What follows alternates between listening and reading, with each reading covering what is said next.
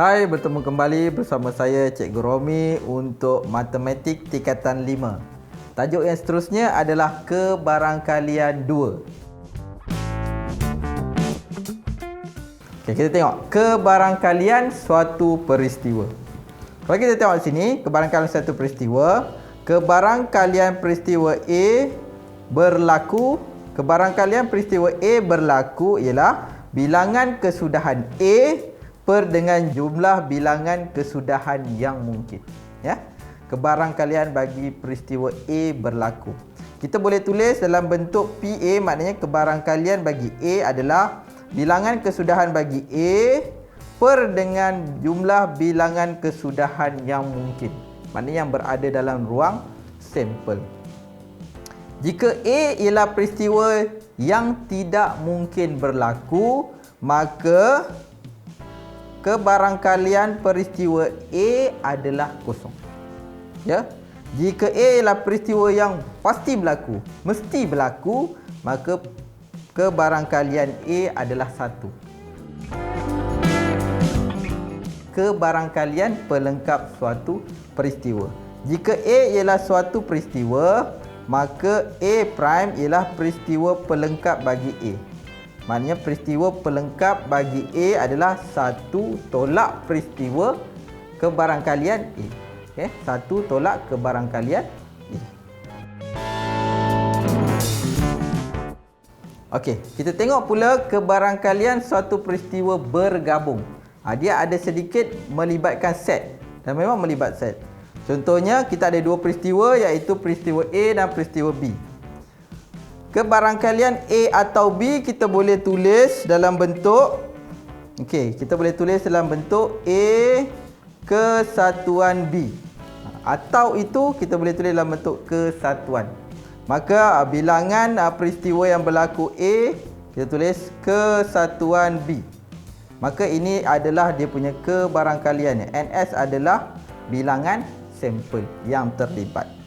Okey, jika kebarangkalian A dan B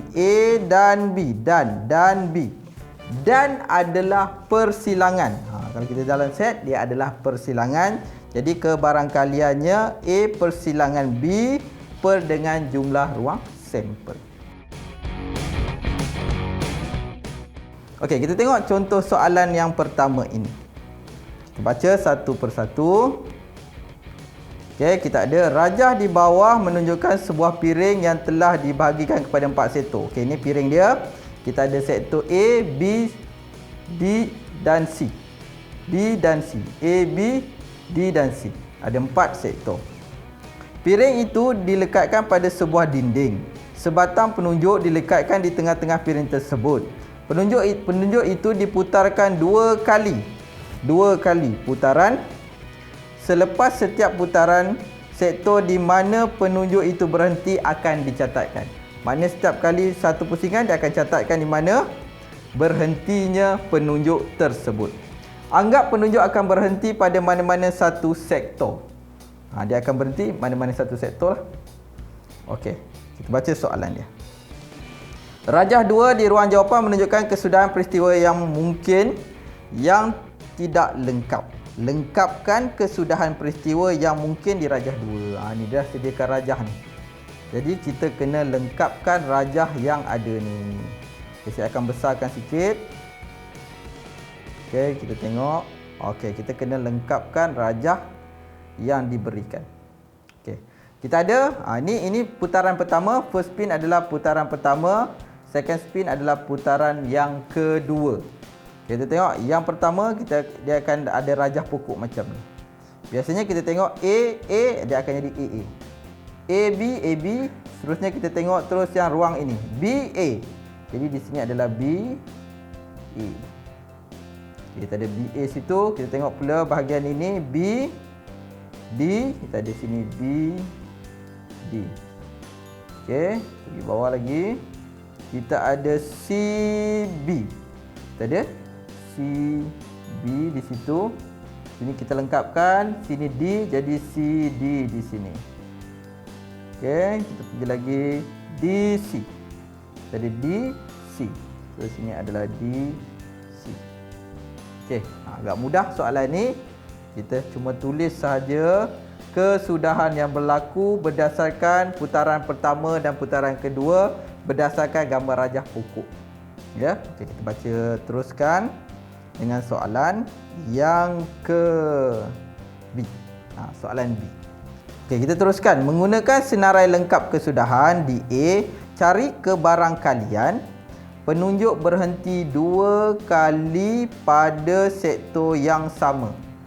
2 kali pada sektor yang sama, maksudnya ni putaran pertama, ini putaran kedua. 2 kali yang sama maknanya putaran pertama hurufnya sama dengan putaran yang kedua. Pertama dan yang kedua sama. Okey, kita tengok. Yang mana dua-dua hurufnya sama? Kita ada pertama AA ada 1. Lagi kita cari lagi BA, kita ada BB 2. Lagi kita ada CC 3 dan kita ada DD 4. Okey, kita ada berapa? Kita ada 1, 2, 3 dan 4 kesudahan untuk penunjuk berhenti 2 kali pada sektor yang sama. Kita ada 4. Okey, sebelum itu kita kena kira dulu berapa jumlah ruang sampel yang terlibat. Kita ada 1, 2, 3, 4, 5, 6, 7, 8, 9, 10, 11, 12, 13, 14, 15, 16. Jadi jumlah semua sekali di sini adalah 16 dan kita di sini yang sama ada 4. Okey, untuk peristiwa ini, okey, saya akan padam ni. Kita buat B1. Kita ada peristiwanya, jumlah peristiwa yang terlibat adalah peristiwa untuk peristiwa A adalah 4 kali yang sama. Yang sama tu kita tengok ada 4, tadi kita dah kira. Jumlah ruang sampel adalah kita ada 16. Jadi kebarangkalian PA untuk berhenti pada sektor yang sama adalah 4/16. 4/16 kita ada 4 kali 1, 4 kali 4. So kita kebarangkaliannya adalah 1/4 untuk B1. Okey, kita dah selesai menjawab soalan untuk B1. Dan seterusnya kita baca dalam soalan ini. Penunjuk berhenti sekurang-kurangnya sekali pada sektor C. Sekurang-kurangnya sekali pada sektor C. Maksudnya dalam ini, dalam kita punya kesudahan tu mesti sekurang-kurangnya ada satu C. Kita cari mana yang ada C.